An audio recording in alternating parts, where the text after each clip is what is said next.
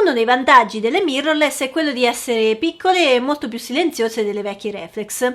Sulla mia vecchia Canon 6D esisteva già lo scatto silenzioso, ma il rumore al momento dello scatto si riduceva a malapena, ovviamente perché l'operazione era meccanica e l'unica differenza stava nel fatto che lo specchio veniva sollevato un po' più lentamente per attutire il rumore. Con le mirrorless finalmente abbiamo un vero scatto silenzioso, totalmente impercettibile.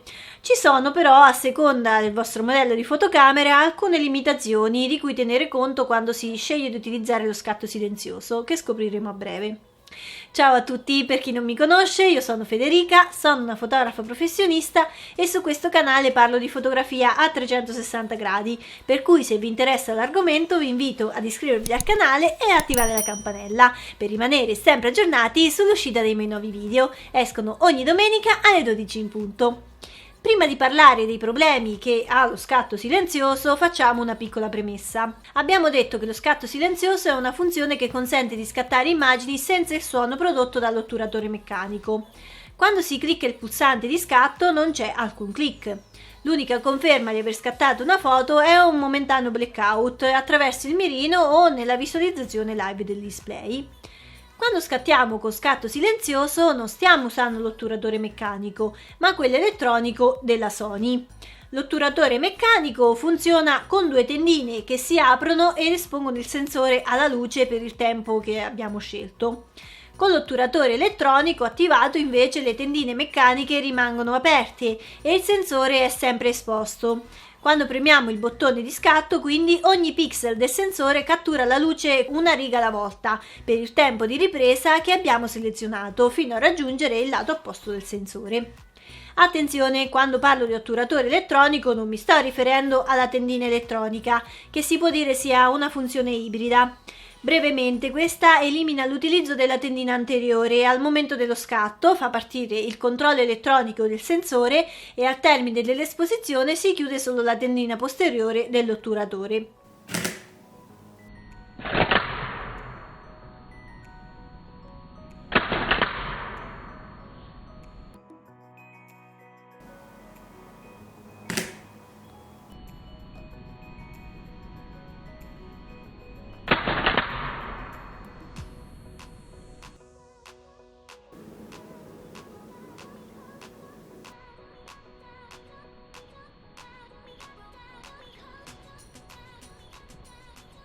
Fin qui tutto ok, e infatti vi starete chiedendo perché non utilizzare sempre lo scatto silenzioso visti i vantaggi. La realtà dei fatti è che nonostante siano stati fatti enormi passi avanti in questa tecnologia, la velocità effettiva dell'otturatore elettronico è più lenta di quella degli otturatori meccanici. Vi spiego meglio. Mentre con quello meccanico il sensore resta effettivamente esposto alla luce per il tempo in cui le tendine si aprono, quindi per esempio un 5 di secondo, con l'otturatore elettronico ogni pixel è attivato e disattivato una riga alla volta, in modo progressivo, dall'alto verso il basso. Avete presente come funziona uno scanner? Il tempo che il sistema impiega ad eseguire la scansione su tutta l'area del sensore è di circa 1/10 di secondo. Questo porta a diversi svantaggi quando si riprendono determinate scene. Ad esempio, se il movimento nella scena che stiamo riprendendo è molto veloce, più veloce del tempo di lettura del nostro sensore, durante l'acquisizione il soggetto che si muove subisce una deformazione a causa del tempo di lettura troppo lento che riprenderà il soggetto lungo tutto il suo movimento. Eccoci arrivati quindi al primo svantaggio di utilizzare lo scatto silenzioso. Scegliete di utilizzarlo considerando che il movimento del soggetto o della fotocamera può causare distorsioni. Oggetti in movimento come automobili, eliche, animali, bambini, eventi sportivi e persino persone che si muovono velocemente possono risultare distorti quando si utilizza l'otturatore elettronico. Questo effetto è chiamato anche rolling shutter. Ma questo è solo l'inizio, perché sto per svelarvi purtroppo altri svantaggi dello scatto silenzioso. Le luci fluorescenti non sono continuamente accese, in realtà funzionano a 50 o 60 cicli al secondo, a seconda della rete elettrica del paese in cui ci troviamo. A volte vediamo ad occhio nudo un evidente sfarfallio delle luci, a volte è poco percettibile, ma state sicuri che lo scatto silenzioso non perdona. Nelle immagini compaiono così delle orribili bande scure e strisce gialle. Il perché è chiaro, no? Una riga di pixel viene registrata quando la luce fluorescente è accesa, mentre la successiva viene registrata quando la luce si spegne. Queste due sono le due problematiche più grandi, ma ci sono un sacco di altre limitazioni che si applicano a seconda del modello di fotocamera che possedete. Giusto per citarne alcune, ma vi consiglio di consultare il manuale del vostro modello specifico. Non è possibile utilizzare il flash, sempre per il problema che il flash ha un lampo molto più veloce del tempo di lettura dell'otturatore elettronico.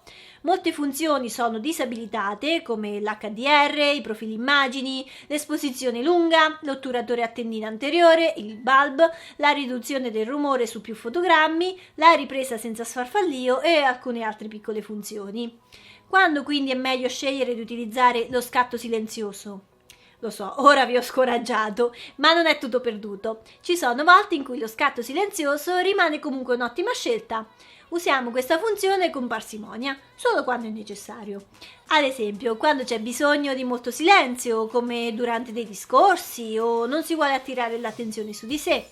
Io ho programmato un tasto personalizzato su tutte le mie fotocamere per abilitare e disabilitare questa modalità, in modo da poterla attivare al volo. Quando le condizioni sono giuste, è uno strumento utilissimo.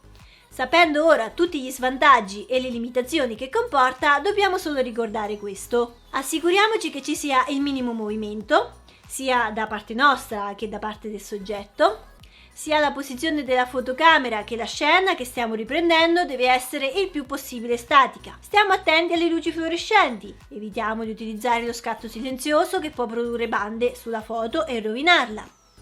Ovviamente silenziamo tutti gli altri segnali acustici di blocco di messa a fuoco. Trovate la voce per attivare lo scatto silenzioso a pagina 4 del secondo menu e per disattivare il beep della messa a fuoco basta andare a pagina 9 e disattivare i segnali audio. Prima di chiudere rispondo a una domanda che probabilmente vi starete facendo.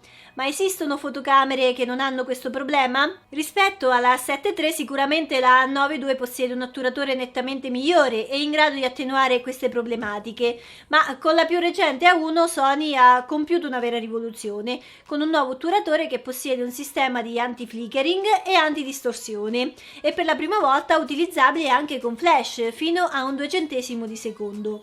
In più, quando si scatta l'immagine, non si ha più il momentaneo blackout nella visualizzazione sul mirino o sul display.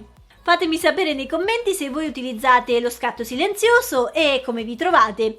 Io vi saluto e ci vediamo la settimana prossima con un nuovo video. Ciao!